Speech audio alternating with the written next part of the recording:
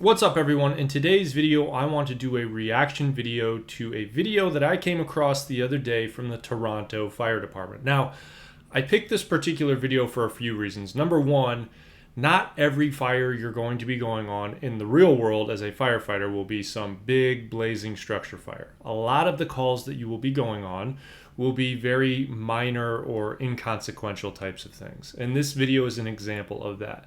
Another reason I picked this video is because these firefighters showed extreme professionalism, in my opinion. They stayed very cool, very calm, and very collected dealing with a difficult situation. And number three, I wanted to pick this video because the particular patient or the particular person in this video that you'll see here shortly was acting a little erratic, not particularly normal. And when you work as a firefighter, you will get a lot of calls for open burning or burn complaints or smoke complaints. In the summertime, people will start small fires, campfires, things like that. You see that all the time, and neighbors will call on them, and you'll have to show up to that person and say, hey, we got a call complaining about your fire. It's too big, too much smoke, too much whatever.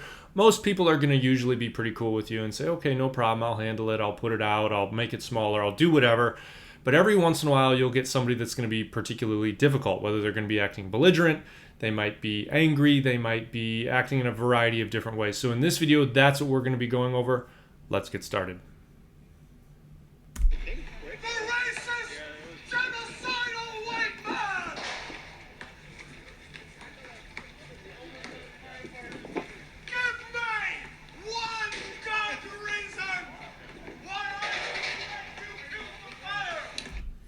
All right, so just to set the scene here, apparently it looks like they're in some sort of, maybe a park, might even be, I can't really tell where they are, if it's a college campus. It looks like there's a baseball field back there.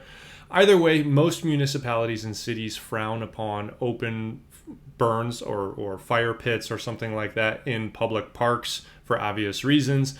So I'm sure somebody saw this. You can't really see the fire pit there. It's right behind that stone step. I'm sure this guy started some sort of little campfire and has been hanging out there, and somebody called and said, hey, the fire department needs to come here to put it out.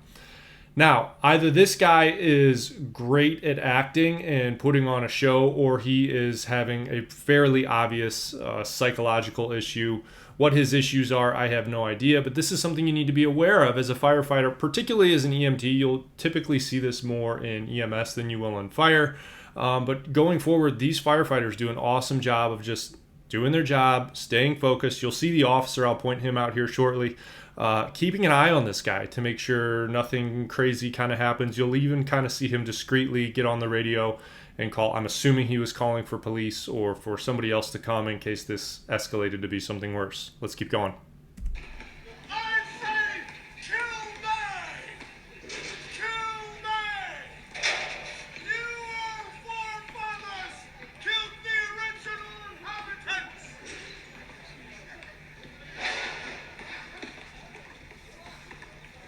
Go ahead. Go ahead. The white man made Canada by killing the natives, just as he kills this fire. The rapist, the priest. So you'll see right here, the officer pulls out his radio and is, like I said, I'm assuming he's calling for police backup. If you're having a hard time hearing, this guy's accusing the firefighters of being white, genocidal, killing forefathers of Canada, just saying all sorts of erratic, weird stuff. Now, you'll see, if you've been watching this officer, he's keeping a really close eye as the other two are just putting out this fire. Again, it's not going to be a big deal. You're just going to take a water can and kind of spray it down, maybe shuffle the coals around, make sure everything's nice and wet, and that's pretty much it. That's going to be the end of the fire. But he does a really good job of responding and being professional and not getting into it with this guy, not escalating it, not kind of, I don't want to say taunting, but doing or saying anything that's going to get him even more amped up.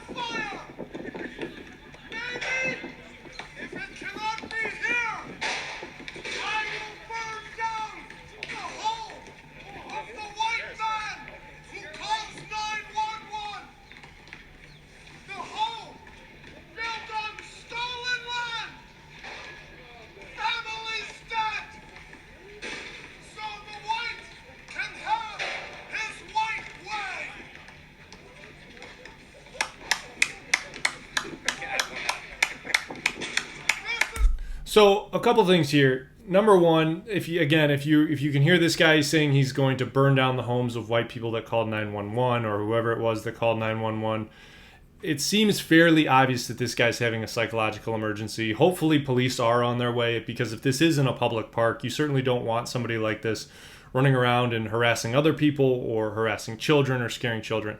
The other thing I want to point out too is there's a crowd of people, and for the purposes of this video, that's really all there is for this, but there's a crowd of people standing around.